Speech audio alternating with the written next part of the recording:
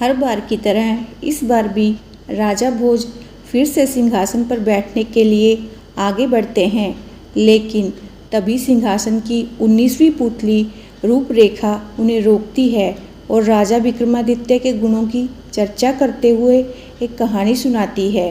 कहानी इस प्रकार है। एक समय की बात है, राजा विक्रमादित्य के दरबार में तो तपस्वी अपने सवाल लेकर आए। राजा ने उनसे कहा, हे साधु, बताइए आप दोनों के मन में कौन से सवाल हैं।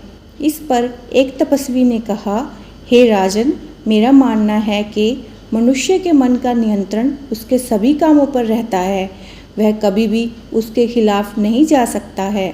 जबकि साथ आए दूसरे तपस्वी ने कहा, नहीं राजन, मेरा मानना है कि मनुष्य का ज्ञान ही उसके सभी कामों को नियंत्रित करता है और मन भी ज्ञान के अनुसार ही चलता है।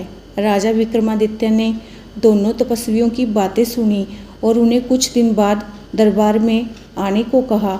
तपस्वियों के जाने के बाद राजा विक्रमादित्य दोनों सवालों के बारे में सोचने लगे और उन्हें ये सवाल बड़े अटपटे लगे। एक पल के लिए उन्होंने सोचा कि पहले तपस्वी का कथन सही है, मन सच में चंचल होता है और इंसान उसके वश में आसानी से आ जाता है। दूसरे ही पल राजा ने ज्ञान के बारे में सोचा। उन्हें लगा कि दूसरे तपस्वी की बातें भी सही हैं। इंसान अपने मन की करने से पहले जरूर सोचता है और तभी निर्णय लेता है। ऐसे तो ज्ञान मन से ज़्यादा प्रभावी है। इन दोनों उलझे सवालों का जवाब ढूंढने के लिए राजा वेश बदलकर राज्य में निकल पड़े। कुछ दिनों तक घूमने के बाद उनकी नज़र एक गरीब लड़के पर पड़ी जो एक पेड़ के नीचे बैठकर आराम कर रहा था। उस लड़के के बगल में उसकी बैलगाड़ी खड़ी थी। राजा विक्रमादित्य उस लड़के के पास गए और उन्होंने उस लड़के को पहचान लिया। पेड़ के नीचे बैठा वो लड़का उनके दोस्त सेठ गोपाल दास का छोटा बेटा था। राजा को याद आया कि उनका दोस्त तो एक बहुत बड़ा व्यापारी था जिसने बहुत सारा धन कमाया था, लेकिन उनके बेटे की हालत देखकर महाराज सोच में पड़ गए। उन्होंने उस लड़के से पूछा, बालक, तुम्हारा ये हाल कैसे हो गया?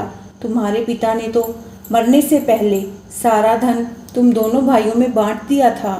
तुम्हें तो इतना धन मिला होगा कि तुम्हारी जिंदगी आसानी से कट सकती थी, लेकिन तुम तो गरीब नजर आ रही हो। इस पर लड़के ने कहा, पिता द्वारा धन बांटने के बाद उसके भाई ने बड़ी समझदारी के साथ धन का उपयोग किया। उसने अपने मन की चंचलता को शांत रखकर ज़रूरतों के हिसाब से पैसे खर्च किए, साथ ही दिन रात मेहनत की और अपने व्यापार को आगे बढ़ाया। लेकिन मैंने धन को केवल बुरी आदतों को पूरा करने के लिए इस्तेमाल किया। मैंने जरा सी भी सूझबूझ नहीं दिखाई। धन के नशे में मैं इतना चूर हो गया था कि अपने भाई के दिए हुए ज्ञान को समझ ना पाया और आज मेरी ये हालत है। लड़के ने आगे कहा, अपने चंचल मन को नियंत्रित ना कर पाने के कारण मैं एक साल में के अंदर ही कंगाल हो गया। आज मैं दर दर की ठोकरें खाता फिर रहा हूँ, लेकिन मुझे अपनी गलती का एहसास हो गया है। पूरी बात सुनकर राजा ने लड़के से पूछा, क्या दोबारा धन मिलने पर तुम फिर से अपने मन का ही सुनोगे?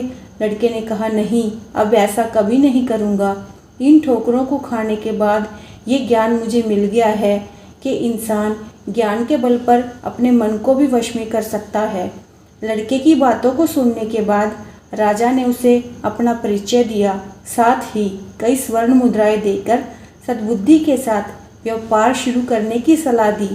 इसके बाद राजा वापस अपने महल लौट आए।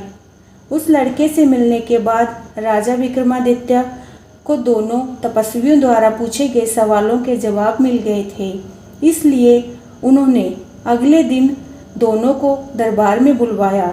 दोनों तपस्वी जब राजा के सामने पेश हुए तो उन्होंने उन सवालों के जवाब दिए। राजा ने कहा, इंसान का मन बार बार उसके शरीर पर नियंत्रण पाने की कोशिश करता है, लेकिन उसका ज्ञान उसे कभी हावी नहीं होने देता। एक ज्ञानी व्यक्ति कभी भी मन के आगे नहीं हारता है और वह हमेशा अपने ज्ञान से ही चलता है। राजा ने उन दोनों तपस्वियों को उस गरीब लड़के की कहानी सुनाई और कहा, अगर मन रथ है तो ज्ञान उसका सारथी होता है, बिना सारथी के रथ कुछ नहीं है। राजा की बातें सुनने के बाद दोनों तपस्वियों को अपने सवालों के जवाब मिल गए थे। राजा की बातों से प्रसन्न होकर दोनों तपस्वियों ने उन्हें एक खड़िया उपहार में दिया। उस खड़िया की एक खासियत थी कि इससे बनाए गए चित्र रात में जीवित हो सकते थे और उनकी बातों को भी सुना जा सकता था। राजा ने यह जानने के लिए एक खड़िया सच्चा है या नहीं, उन्होंने कई चित्र बनाए। खड़िया सचमुच वैसा ही निकला जैसा तपस्वी ने कहा था। धीरे धीरे राजा उसमें मगन होते चले गए, यहाँ तक कि उन्हें अपनी रानियों की भी चिंता नहीं थी। कई दिनों बाद जब रानियां उनसे मिलने आई तो राजा का ध्यान बटा। राजा ने जब खुद को देखा तो जोर से हंस पड़े। इस पर रानियों ने पूछा, महाराज आप हंस क्यों रहे हो?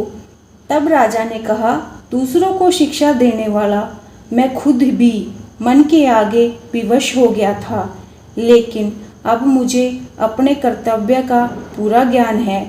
इस कहानी को सुनने के बाद 19वीं पुतली रूपरेखा राजा भोज से कहती है, अगर तुम्हारे पास भी राजा विक्रमादित्य जैसी काबिलियत है तो ही सिंहासन पर बैठने के लिए आगे बढ़ना। इतना कहकर पुतली वहाँ से उड़ जाती है और राजा भोज भी वहाँ से चले जाते हैं।